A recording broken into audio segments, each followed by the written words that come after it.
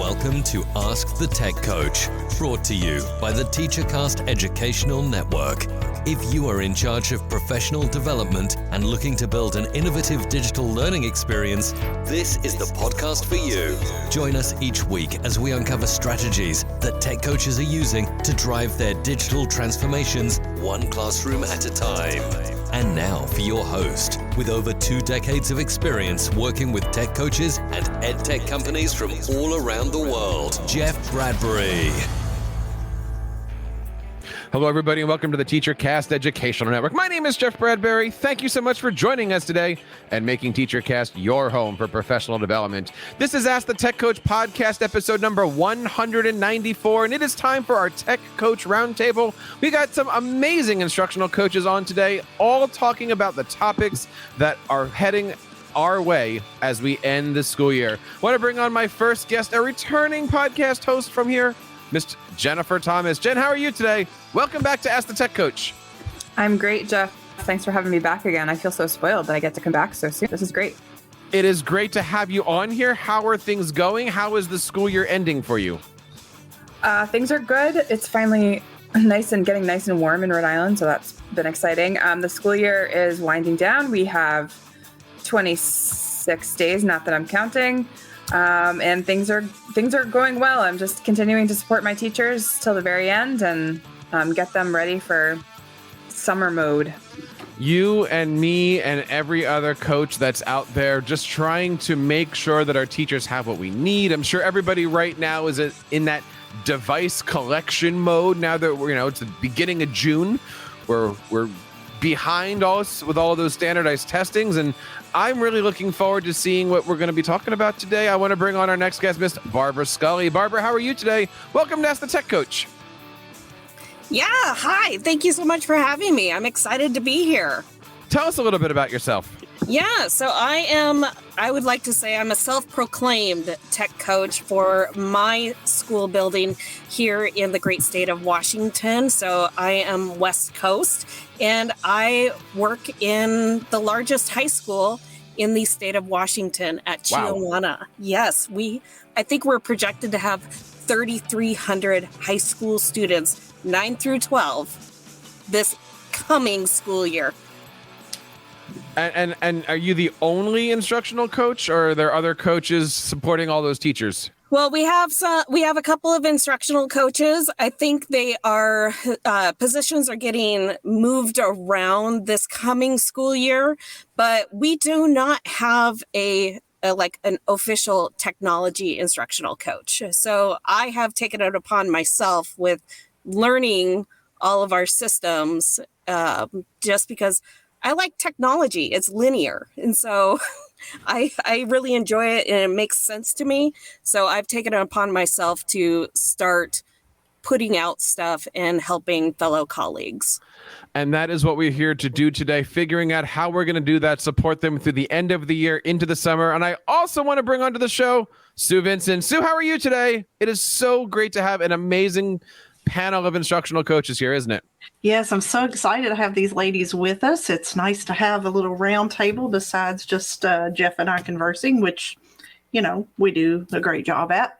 So as you're listening to this episode, school is out here in Kentucky here at the beginning of June. Wow. And my family and I, as we record, are finishing planting our garden. So lots of good stuff going on in 85-degree weather in May. We've been seeing a lot of great pictures of you and your family, Sue, out there in the garden with the rototiller. And you know what? There's also a lot of great stuff happening on social media in the world of instructional coaching. You can, of course, support this show and find all the stuff that we're doing over on Twitter at Ask the Tech Coach. Head on over to AskTheTechCoach.com. And you know what? Now is the best time to sign up for our free membership sites. We have one on Facebook, which is almost at 500 instructional coaches. And we've got a great instructional coaches network over on LinkedIn. If you're more into the professional side of coaching, we got almost 200 members of that. So we got a lot of great stuff going on there. Every single week, we've got some new things. We're constantly producing free online courses, and we're going to be doing a lot of great daytime and even after our professional development over the summertime. So head on over to Ask the Tech Coach. Check out our instructional coaches network. This is Ask the Tech Coach, a podcast for instructional coaches. And Sue, We got a lot of topics today. I am so thrilled about what happened last week. We talked all about our brand new show that's being launched with our friends at the ISTE Community Leaders called The Edge. Yes, and I'm I so can't wait to thrilled hear it. that it is now launched. You guys can link to it. We're going to have all of our show notes in, but we just launched episode 1 and episode 2 talking all about the ISTE conference. I am so looking forward to seeing what the public thinks about this new ISTE Community Leaders podcast. Yeah, it was a great conversation last week, and being able to hear the leader of ISTE talk about some behind the scenes stuff. It was just so enlightening. So I can't wait to listen to these new episodes in full. You know, Barbara, we talk a lot about professional development here. Have you had a chance to experience ISTE or any large professional conferences? Well, professional conferences, yes, but unfortunately not with ISTE. And for the last 4 years, I have been trying to attend an ISTE conference because I was I'm not trying to toot my own horn or anything, but I was the one that introduced my tech literacy teachers to ISTE about what the ISTE standards were. Ooh. And I was a brand new teacher at that point, and they had never heard of ISTE yet. So hoping that in the future I will be able to participate in an ISTE conference, because I just think that would be amazing. Well, the next best thing is, of course, to be a subscriber and a follower of the podcast. You can head on over to Apple Podcasts, Spotify, Google Podcasts, even on Amazon. Check it out. It is called The Edge. It is an ISTE Community Leaders podcast. We have a roundtable of teachers on each and every time. We're going to be doing about 2 episodes a month.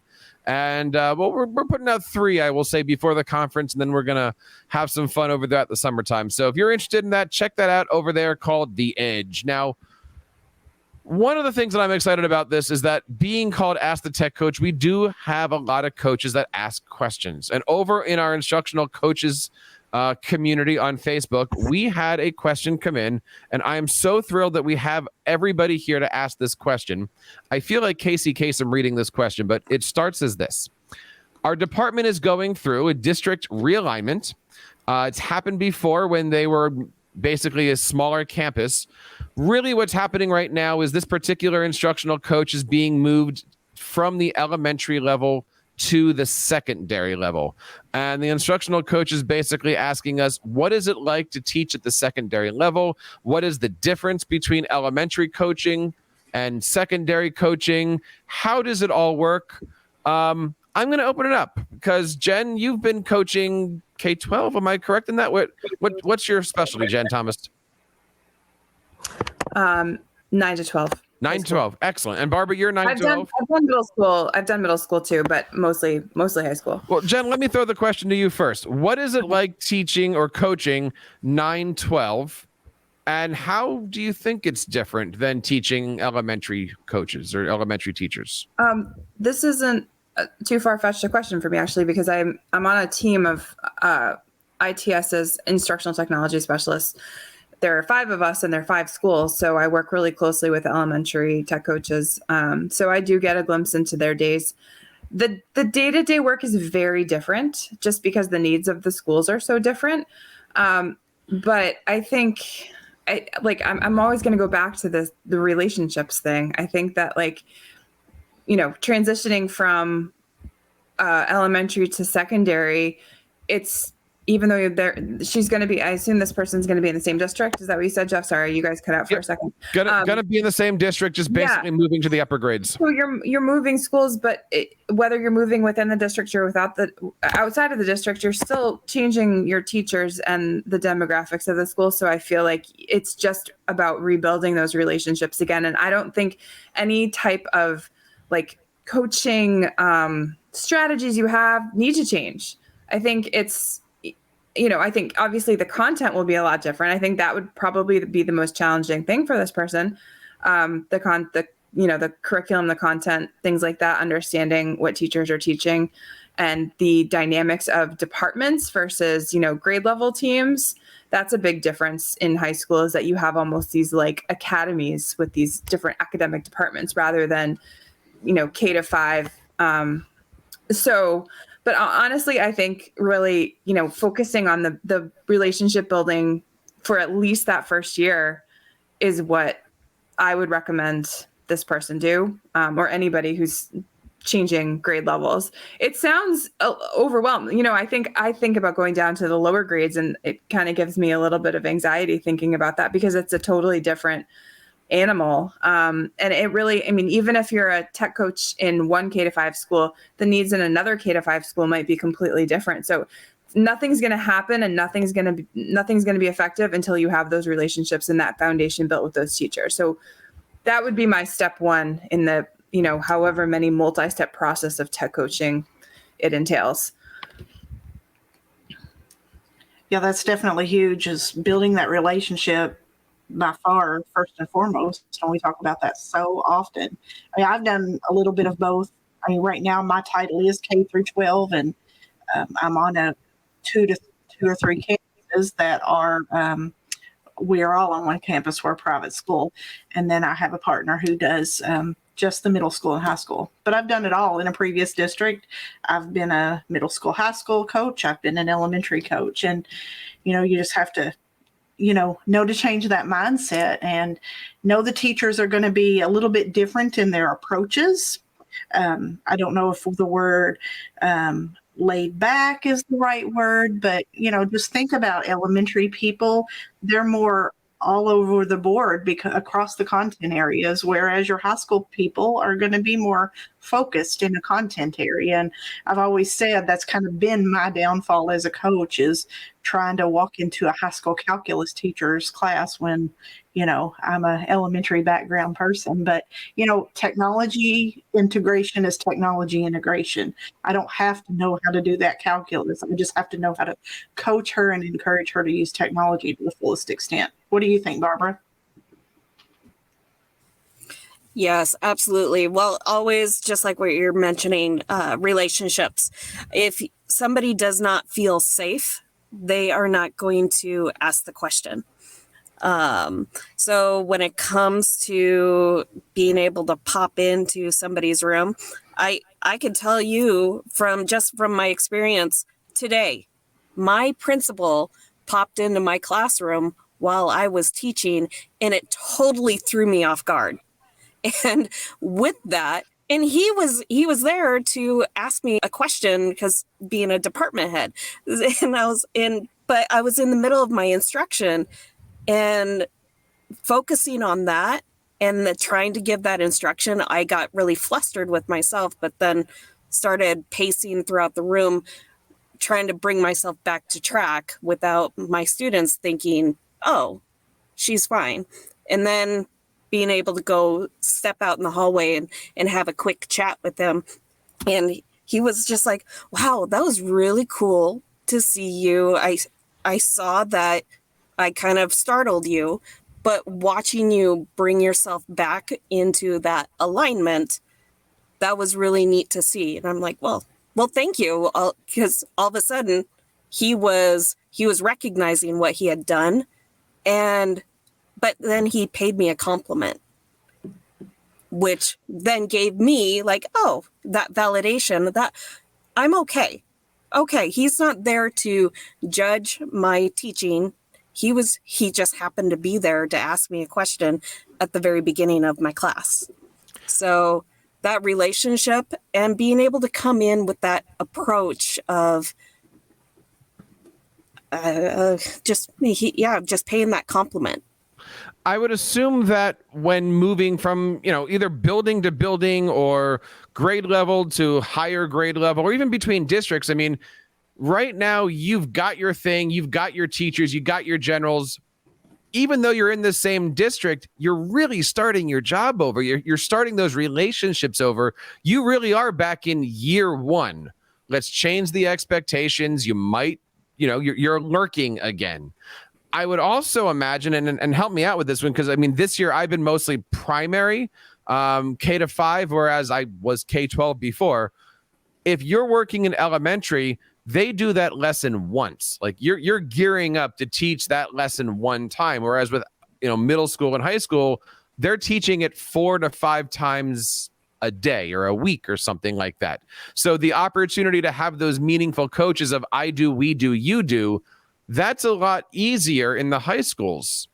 Would you say that? Because you really can do the I do, we do, you do, where in elementary is like, we're doing it. I'm either going to help you. I'm going to co-teach it for you. Get out of my way. I'm doing it for like. What do you think about just the more opportunities to be hands-on with your teachers and students? Time definitely lends itself differently in the grade levels. The I do, we do, you do approach definitely is going to be, because at the elementary, you're trying to fit everything in. And as an elementary teacher, you're trying to fit everything in. Whereas that's a little bit of maybe a pro in the high school level where you are focused on just one content area. And not that you have that much more time, but it just seems like it's distributed differently. Well, it's distributed differently, but you also have to think about, like, are you on a trimester schedule in the middle school, high school, that secondary level, or are you at the semester? Are you on block schedule? You have to really hone in at what content people are teaching, because you can have different teachers teaching English, but they could be at different stages of English. You could have English 2, English 3, English 4, versus, and also I'm CTE, so that's career and technical education. So with CTE, we have multiple preps and trying to juggle all of that, and finding the right person or that right instructional coach to come in and observe in a non-threatening way, to take away and then be able to say, oh, I noticed you were doing this. Have you ever thought about bringing this in, or this component of technology, since this is a technology session? I once wrote a blog post, and I love this blog post, but it was basically writing the difference between, being a tech coach and being a tech conductor. And I liken the fact that when you're a orchestra conductor, you've got a lot of violins, but you only have one principal oboe or one principal trumpet. And in the violin section, you have a violin section leader. Sometimes it's okay to pick up their instrument and play, and then you know that if you can teach the section leader, the other violins are going to do the same thing. So I changed that around, and when I'm thinking about this question and this instructional coach, if you've got multiple fourth grade teachers, you really can make one lesson, and if you're lucky, you can affect 3 or 4 or 5 people.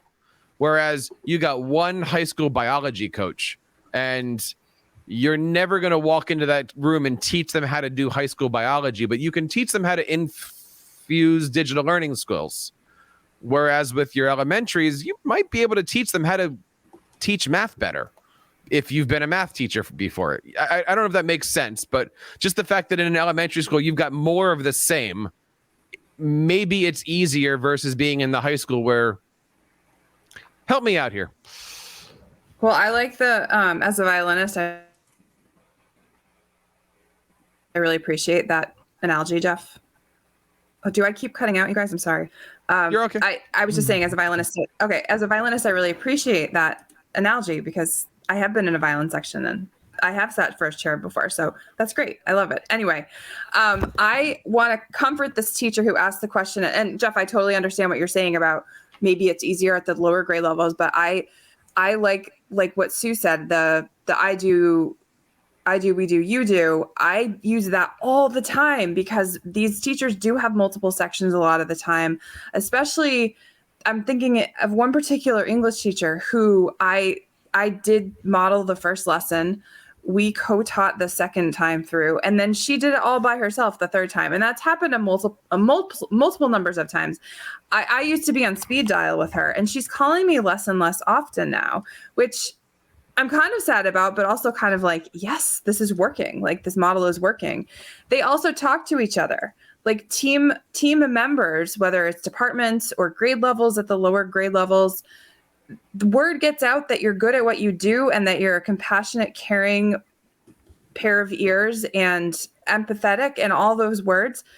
They're going to find you, or they're their co-teacher, their, friends next door will show them what you've taught them, and they'll start doing it too. So there's just so many different avenues of building relationships, whether it's directly with the teacher or whether it's to a teacher through another teacher, or you feel overwhelmed at first, but you really can make such a big impact in such a short amount of time in a school. We can certainly do an entire hour on this topic, but before we move on from it here, I want to throw one more angle at this. What would you say is the difference between working with administration in the lower grades versus the upper grades? An elementary might have one principal, maybe an assistant, and that's it. In the upper grades, you have deans and assistants and supervisors and rows and rows, and then department heads, right? Like, you might have to make an appointment with the principal versus, hey, the door's always open. So I'm going to talk again. I'm sorry that I keep hogging the conversation, but as a high school tech coach, I think for the first couple of years, I really let my lack of regular meetings with admin get in my way. And then I realized no, it's the department heads I need to be going to directly, because that's the path of least resistance in terms of having an effect on a global scale in the school, rather than trying to hit the principal. I do try to meet with the principal regularly, and he's a supporter and a champion and all that stuff. But there's little impact that happens in my meetings directly with him. That's more of a check the boxes. Yes, I'm on the right track. I'm doing what I'm supposed to be doing. What do you have coming up? Summer PD, fall PD, what the bigger picture, bigger vision stuff. It's the department heads where I've gone in this year for the first time in my 3 years there and said, I'm coming in. Right. Sorry, Jeff, go ahead. No. We're phasing out. I'm gonna tell you what. I'm gonna do an edit point here, just because Jen, you're phasing in and out a little bit here. Sorry, it's my Wi-Fi. I apologize. It's okay. And Jen, I totally get that. Barbara, what do you think? When you work with administrators, what advice do you have? Well, my administrators come to me and they ask me hey, we're having a problem when it comes to teams with a certain group of teachers. They're not utilizing it. How can you best help them set things up and utilize it better for students? And right then and there, I'm always well, are they teacher focused or are they more student focused? Because that makes a huge difference. If you are student centered, you're always thinking through the lens of how can I make this better for my students? Versus if you're teacher focused, you're only focused on, okay, how am I going to help myself get through this unit, this lesson? So it's just looking at it through different lenses. If you have any questions such as this that you'd like to have us cover on a show, even if you'd like to be a guest and discuss it with us, please feel free to reach out to us. You can always head on over to AskTheTechCoach.com, send us a message, DM me on Facebook or on Twitter over at Ask the Tech Coach. We would love to hear from you guys. After all, that's why we call this Ask the Tech Coach. Sue, I don't know about you, but in my district, we are looking to wrap things up. We're starting to talk about the summertime. We're starting to figure out when our summer meetings are, when our PD is, what even next year is going to look like, what buildings we're going to be in. How are things with you in your district as you start to move on and look forward? And what are some of the things that are on your mind as an instructional coach? Well, I've been sending out some of the stuff that we're getting ready to kind of go over and remind you of. I've been sending out those emails just in the past several days as we record this, cleaning out your Google Classroom, what to do with your files if you're moving to a different district or if you're retiring. What am I going to do with all those files? And I might want to take some of them with me, and making sure the teachers know about, what's legal to take with them, what the district allows you to do, and just cleaning up. We're archiving Google Classrooms. We're collecting devices. I'm working closely with our IT department and collecting Chromebooks. So all of those things have to come to fruition, and the teachers have to be communicated with somehow. And that's where we are too. And Jen, when you're looking at this end of the year, do you have? What are the things that you're talking to your fellow coaches on? What should we be thinking about this time of year as we're wrapping up? I know for me, we're not coaching, but we're very busy this time of year. So what's on your plate right now? What do you recommend to other coaches? So I am trying to be as kind of laid back and not in their face as I normally would be with, giving them opportunities for professional development and things like that. But I do want to offer them some opportunities for them to just make sure that digitally they are in a good place. So that means like their Google Drives look good, their Google Classrooms are archived, just so they don't walk into chaos in August when we come back. So I give them, I'm building out a professional development I do monthly campaigns, and my monthly campaign for June that I'm creating with another colleague in another district. We're both doing it together, and we're actually presenting on this at ISTE. A plug for our presentation if anybody wants to come. If you're going to be at ISTE, I can provide you more information about that later. But we like to focus on something sort of like topical every month. So this month is just Mission Summer, and it's giving them tasks to complete, and they'll get a fun little badge at the end to say that my drive is clean and my Google Classrooms are ready to go for next year, and my Gmail is filtered and organized and is inbox 0, and my vacation responder is set and I'm ready for summer. So just little things like that fun little incentives, but it gets them ready for to be able to just like relax and be ready for summer and not have to worry that they're going to come back to complete digital chaos in the fall. Barbara, what advice do you have? Well, I can tell you for being a Microsoft Teams school district, or at the secondary level, at least we are, do not delete your teams. So we don't, in my school district, I don't know about others, but in my school district, we do not have the ability to archive a Teams or a class Teams. But I've heard other teachers in my building saying, "Oh, I'm so looking forward to deleting this Teams," and my eyes immediately pop out, going, "No, don't! Please don't delete them, because you've put in so much work in organizing, structuring, and posting your assignments through that medium." Don't delete it, because you can pull that assignment saying, create from another Teams. Yep. So you don't have to reinvent the wheel. So that's been my huge thing right now. I just did a PD the other day with my colleagues, and I told them, please do not delete your stuff, because you've put in all of the hard work. You don't have to redo it again and again and again. Sue, it's those kinds of things like that. And, we can say the same thing on the Google Classroom side.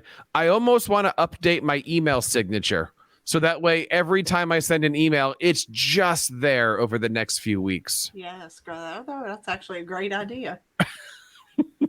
What do I do with my stuff? And link to it right there. Because if you that's a really good idea. If you say, click here for my latest newsletter, no one cares. But if you just type in a link that says, learn how to save 55 hours over the next 2 days or something, like, people are going to click on that stuff. And I'm glad that Barbara mentioned this. And, I'm just, whenever I do Google Classroom training, whenever I do Teams training, I always recommend, as you're building your course, build a Teams or build a Google Classroom for your course.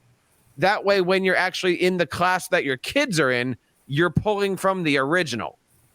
That way you can archive your class, or you can do something with it, and you know that you're not destroying like the mothership kind of a thing. Pro tip on that. Barbara, what are some of the other things? I mean, are you looking at summertime PD? Are you trying to get teachers to get together? Are you looking for end of year things? What's in front of you? Well, I actually just did a thing on how to enjoy a guilt-free summer by doing 3 things before the school year ends, and that is declutter your space, your files, and your equipment. Another tip is evaluate your own current systems and routines that you have going on now, because if you're in the classroom right now, you're already doing all of the work. You see what is working and what isn't working. So start writing down little notes, jot notes of what works and what doesn't. And possibly you have a bunch of class materials that are maybe getting destroyed and going, okay, this isn't working. And so if you write that information down now, you're saving yourself a whole lot more work in August when you have 3 days to prepare your classroom before students arrive. So yeah, start jotting notes down of what works, what doesn't, what systems, routines that you have that have been excellent, and maybe throw away some stuff. I do a course called Stop, Drop, and Get Organized. And I love doing that this time of year. And just to kind of give you a few things that I talk about, check, I'm going to talk Google Drive for a second here, everybody, but, check everything that you've ever starred for this year. Do you want to unstar it? Are there things that are in your shared with me that you might want to put into my drive so that way you can remember them instead of having them, floating in space from months and months and months ago? Making sure things are named the right way, looking in your My Drive for everything called untitled documents, right? Deleting those, making sure that those are good, getting rid of stuff, going into your Google Forms and either deleting all of their responses or unlinking them from the spreadsheet and basically just spend 5 or 10 minutes a day, just reset all of the chapters to get yourself ready for next year. I'd rather walk in, as you guys were saying, walk in next year with as clean of a room as possible, rather than nobody wants to come back from vacation and see their bedroom with socks all over the floor, I guess is what I'm looking at. And I want to quickly talk to you coaches out there who have teachers who might be leaving your district, as sad as that may be, and just making sure they understand what's going on. And I've learned this through the years as a tech coach, because they'll leave and go to another district, and then they'll be contacting us. Oh, can I get access to this, or this? Because I made that slideshow, or I made this awesome video. But make sure, first of all, you as a tech coach are aware of your district's intellectual property policy. That should be somewhere in your employee handbook, I would think. And then help your IT department, your administrative department, make those teachers aware of intellectual property. In other words, a lot of districts, if you make something and you create something in the district's, on the district's time, in that district's Google Drive or Microsoft, wherever that's stored, it becomes the property of the district. Now, that's not saying that they will not let you take it, but you probably in some form or fashion have to agree to leave them a copy of it if you've created this awesome curriculum map or whatever. Like, for example, we typically let our teachers take a copy of what they've done, but we just ask that they leave a copy for us to use as a school district. So just make sure that those people are aware of that, and then teach them how to best take their files with them. So if you're a Google Workspace for Education district, teach them how to use Google Takeout, or get with your IT department and see how they want you to handle things. And then if you're a Microsoft district, simply download the files and move forward. And what you said is so important. I have been in the situation where I was the one promoting Google Takeout, not realizing that my district turned that feature off. Yes. And then I was the one with sour grapes. Work with your IT department and definitely know those things. And that's a hard thing, right? Like, you can't go to your tech director and say, why did you turn it off? Like, he turned it off for a reason. He or she turned it off for a reason, right? Like, so making sure that you understand where things are, making sure that you understand how things are working here. All of that stuff is important as you go through here. Did we miss anything? Is there anything else that we want to add to that conversation? I think we've about covered, and Jen has some great links, and Barbara, that they're sharing on the show notes. So take a look at those when you get a chance. Absolutely. I highly recommend checking everything out. We have been taking notes this entire time over at Ask the Tech Coach podcast 194. And, Sue, next week we have another great roundtable coming on. A few more coaches coming on to talk about what's happening in their world of instructional coaching. And we would love to have you on this show. Of course, the easiest way is to head on over to askthetechcoach.com. Find us over on Twitter at Ask the Tech Coach. Let us know. We would love to have you on. I always say, bring a smile, bring a topic, and we will do the rest for you guys. Make sure that you have that. Guys, I want to say thank you as we wrap up this. Barbara, where do we find more information about the great things that you're doing now and through the summertime? Yeah, so I have my own podcast, and it's called Connect. So CONNECT, FCS, as in Family, Consumer Sciences, Ed. For education. So, and you can find that podcast on all of your favorite streaming platforms, along with the website and where you'll see my fat head. And along with, you can find me on Twitter, TikTok, Facebook, LinkedIn. So at Connect FCS Ed. Ben, where do we find out about the great things that you're doing? You can find me on Twitter at Blended Lib Girl. Nice. Susan, what's going on these days with Tech Imaginations? Well, look for me over on YouTube and my website, techimaginations.net, and Susan Vincent's Tech Imaginations on YouTube. And I've got a great set of videos on some of the stuff we just talked about of decluttering and archiving your Google Classroom. All those things are over there on my YouTube channel. So check it out. Well, I want to say thank you to Sue, Jen, and Barbara for being a part of Ask the Tech Coach this week. Love to have you guys be on the show. Don't forget to hit that like and subscribe button for this. And while you're over here listening to your podcast, check out The Edge, a brand new ISTE Community Leaders podcast, guaranteed to help you guys learn a little bit about ISTE, get you ready for the ISTE conference, and work with you guys this summer on all the great professional development opportunities that are out there around the educational atmosphere. And that wraps up this episode, number 194 for Ask the Tech Coach. On behalf of Barbara, Jen, Sue, and everybody here in the TeacherCast Educational Network, my name is Jeff Bradbury, reminding you guys to keep up the great work in your classrooms and continue sharing your passions with your students.